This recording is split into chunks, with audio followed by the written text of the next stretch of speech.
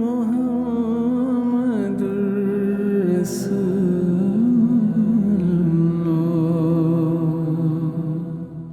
আহমাদুল্লাহ হামদাশ শাকিরিন ওয়া উসাল্লি ওয়া উসাল্লিমু আলা নবিয়্যিল আমিন ওয়া আলা আলিহি তাইয়্যিবিন আত-তাহিরিন ওয়া সাহবিহি আজমাইন ওয়া বা'দ।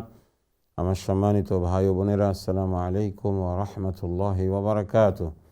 ক্বালা রাসূলুল্লাহি সাল্লাল্লাহু আলাইহি ওয়াসাল্লাম, মান সামা আশুরা গফারাল্লাহু লাহু সানাহ। আল্লাহ নবী মুহাম্মদুর রাসূলুল্লাহ সাল্লাল্লাহু আলাইহি ওয়াসাল্লাম ইরশাদ করেছেন, যেই ব্যক্তি মুহররমের 10 তারিখের আশুরার একদিনের রোজা রাখবে, আল্লাহ রাব্বুল আলামিন তার 1 বছরের গুনাহ খাতাকে মাফ করে দিবেন।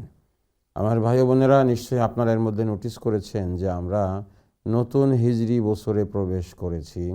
1445কে পিছনে ফেলে আমরা 1446 হিজরি সনে আমরা প্রবেশ করেছি। তার অর্থ হলো মুহাম্মদুর রাসূলুল্লাহ সাল্লাল্লাহু আলাইহি ওয়াসাল্লাম এখন থেকে 1445 বছর আগে তিনি হিজরত করেছিলেন এবং এখন আমরা 1446 হিজরি সনের মধ্যে আছি।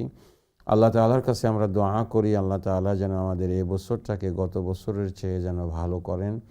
গত বছরে আমরা অনেক মানুষকে হারিয়েছি। শুধু গাজাতে 40,000-এর উপরে মানুষ শহীদ হয়েছেন।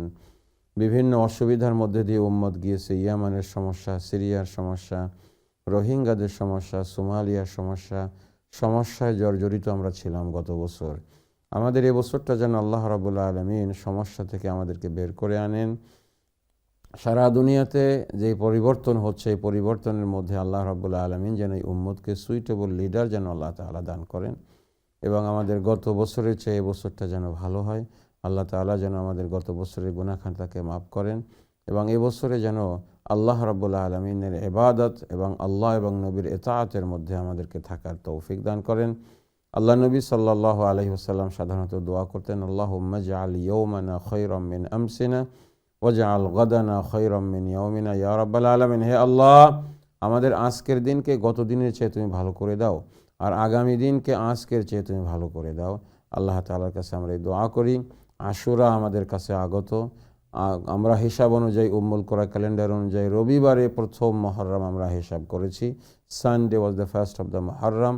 তার অর্থ হলো আগামী এই আজ যে রবিবার আসছে, এই রবিবারে হবে হলো 8 তারিখ, সোমবারে হবে হলো 9 তারিখ এবং মঙ্গলবারে হবে হলো 10 তারিখ। যারা একদিনে রোজা রাখার প্ল্যান করছেন তারা মঙ্গলবারের একদিনে রোজা রাখবেন। যারা 2 দিন রাখবেন, সোমবার এবং মঙ্গলবার, মানডে অ্যান্ড টিউসডে।